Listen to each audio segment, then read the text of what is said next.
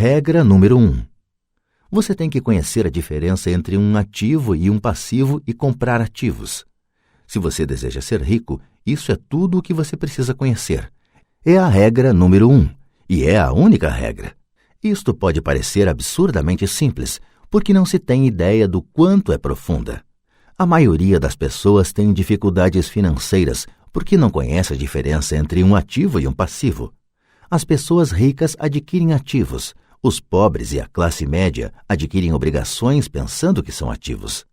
Quando o pai rico explicou isso para Mike e para mim, pensamos que ele estava brincando. Aí estávamos quase adolescentes, esperando pelo segredo do enriquecimento, e essa era a resposta.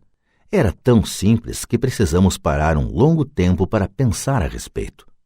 O que é um ativo? Perguntou Mike. Não se preocupe agora, disse pai rico. Deixe a ideia amadurecer. Se você puder entender a simplicidade, sua vida terá um rumo e será fácil do ponto de vista financeiro. É simples, por isso é que não se presta atenção.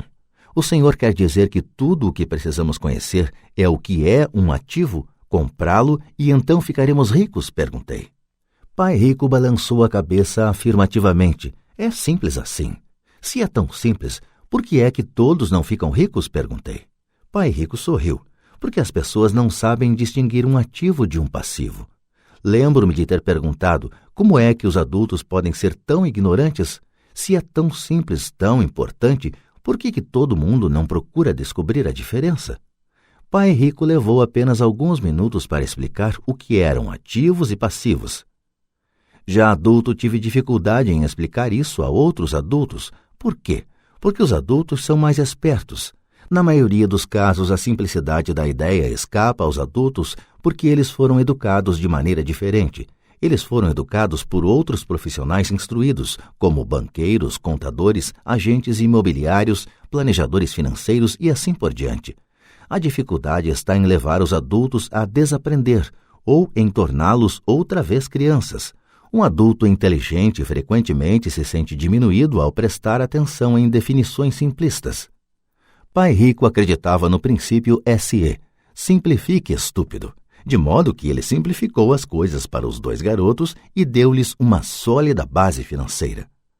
O que provoca a confusão? Ou como algo tão simples pode parecer tão enrolado? Por que alguém compraria um ativo que na verdade era uma obrigação? A resposta está nos conhecimentos básicos. Pensamos em alfabetização e não em alfabetização financeira. O que define se algo é um ativo ou é um passivo não são as palavras. De fato, se você quer ficar realmente confuso, procure as palavras ativo e passivo no dicionário. Sei que um contador pode achar boa a definição, mas para a pessoa média não faz sentido. Mas nós adultos muitas vezes somos orgulhosos demais para admitir que algo não faz sentido. Quando éramos garotos, pai rico falava: o que define um ativo não são as palavras, mas os números. E se você não puder ler os números, você não pode distinguir um ativo de um buraco no chão. Na contabilidade, dizia pai rico, não importam os números, mas o que os números contam. É como as palavras. Não são as palavras, mas as histórias que elas nos contam. Muitas pessoas leem, mas não entendem muita coisa. É a chamada compreensão da leitura. E todos temos habilidades diferentes no que se refere à compreensão da leitura. Por exemplo, recentemente comprei um novo aparelho de vídeo. Junto vinha um manual que explicava como fazer gravações.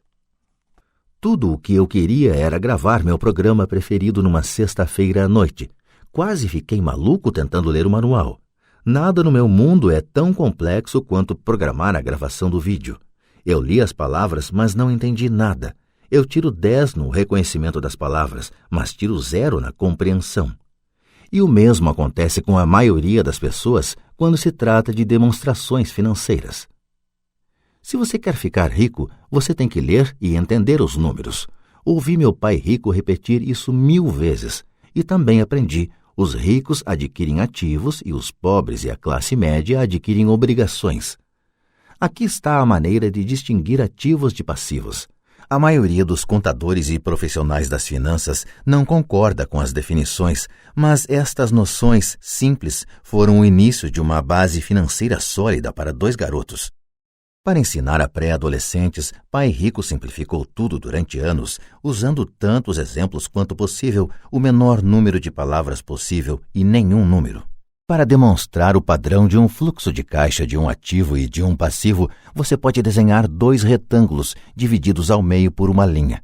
No primeiro, nomeie uma das partes como renda e a outra como despesa. Este desenho vai chamar-se demonstração de renda, muitas vezes chamada de demonstração de lucros e perdas. Mede rendas e despesas, dinheiro que entra e dinheiro que sai. No segundo retângulo, nomeie uma das partes de ativos e outra de passivos. Este desenho vai chamar-se balanço, porque representa o equilíbrio entre ativos e passivos. Trace uma linha levando de ativos até renda e outra linha levando de passivos para despesa e daí para fora do retângulo. Muitos novatos nas finanças não conhecem a relação entre a demonstração de renda e o balanço. O entendimento desta relação é vital. A principal causa da dificuldade financeira está simplesmente no desconhecimento da diferença entre um ativo e um passivo. E a confusão decorre da definição das 2 palavras. Se você quer uma lição de confusão, busque no dicionário as palavras ativo e passivo. Isto pode fazer sentido para contadores formados, mas para as pessoas comuns parece que está escrito em mandarim. Você lê as palavras da definição, mas o entendimento verdadeiro é difícil. Como disse anteriormente, meu pai rico dizia para 2 garotos que ativos põem dinheiro no seu bolso. Simpático, simples e útil. Agora que ativos e passivos foram definidos nos desenhos que você fez e que chamaremos de diagramas, pode ficar mais fácil o entendimento das palavras. Um ativo é algo que põe dinheiro no meu bolso. Um passivo é algo que tira dinheiro do meu bolso. Isso é o que você realmente precisa saber. Se quer ser rico, simplesmente passe sua vida comprando ativos. Se quer ser pobre ou pertencer à classe média, passe a vida comprando passivos. É o desconhecimento dessa diferença que provoca a maior parte das dificuldades financeiras na vida real. Analfabetismo, tanto de palavras quanto de números, é a base das dificuldades financeiras. Se as pessoas têm problemas com as finanças, existem dados que elas não podem ler, sejam palavras, sejam números. Alguma coisa não está sendo compreendida. Os ricos são ricos porque possuem nível de alfabetização superior ao das pessoas com dificuldades financeiras. Se você quer ficar rico e conservar sua fortuna, é importante ser alfabetizado do ponto de vista financeiro, tanto em palavras quanto em números. As linhas que você desenhou nos diagramas representam o movimento do dinheiro ou fluxo de caixa. Números dizem pouco, palavras também dizem pouco. É a história que conta.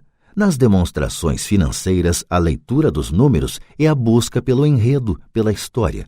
A história de para onde o dinheiro está indo.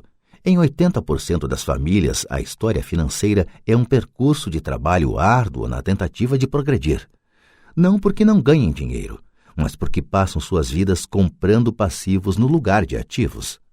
No exemplo de fluxo de caixa de uma pessoa pobre ou de um jovem que ainda mora com os pais, teríamos uma renda proveniente de um emprego e nas despesas teríamos impostos, alimentação, aluguel, vestimentas, diversão e transporte. Nada em ativos, nada em passivos. No exemplo de uma pessoa de classe média, teríamos igualmente uma renda gerada por emprego, mas nas despesas, além das citadas, estaria incluída uma hipoteca imobiliária. Também não teríamos nada em ativos, mas em passivos estariam hipoteca imobiliária, empréstimos, cartões de crédito. No fluxo de caixa de uma pessoa rica, as rendas seriam geradas por dividendos, juros, renda imobiliária, royalties. Nada nas despesas, nada em passivos.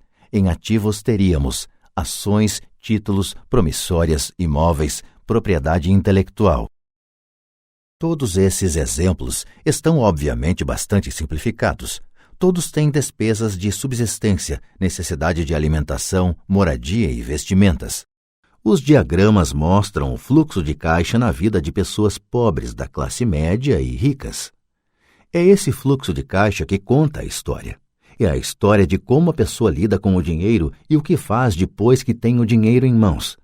Comecei apresentando a história dos homens mais ricos dos Estados Unidos, porque quis ilustrar a falha no pensamento de tantas pessoas.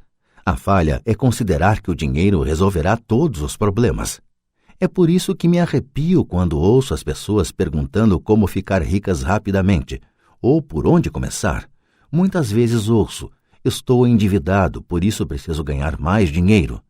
Porém, mais dinheiro nem sempre resolve o problema. De fato, pode até aumentá-lo. O dinheiro muitas vezes põe a nu nossas trágicas falhas humanas. É como um holofote sobre o que não sabemos. É por isso que, com muita frequência, uma pessoa que tem um ganho súbito de dinheiro, uma herança, um aumento salarial ou um prêmio na loteria, volta rapidamente ao mesmo ponto ou até pior, ao caos financeiro em que se encontrava antes de receber esse dinheiro. O dinheiro só acentua o padrão de fluxo de caixa que está na sua mente. Se seu padrão for gastar tudo o que ganha, o mais provável é que um aumento de dinheiro disponível apenas resulte em um aumento de despesa. Como se diz popularmente, um louco e seu dinheiro fazem uma grande festa. Repeti inúmeras vezes que vamos à escola para adquirir habilidades acadêmicas e profissionais, ambas muito importantes. Na década de 1970, quando eu frequentava o 2º grau, se alguém fosse bem-sucedido academicamente, quase imediatamente imaginava-se que esse estudante brilhante se tornaria um médico. Muitas vezes nem se perguntava se o jovem desejava ser médico. Era uma pressuposição. Era uma profissão que prometia a maior recompensa financeira. Hoje os médicos enfrentam dificuldades financeiras que não desejaria a meus piores inimigos.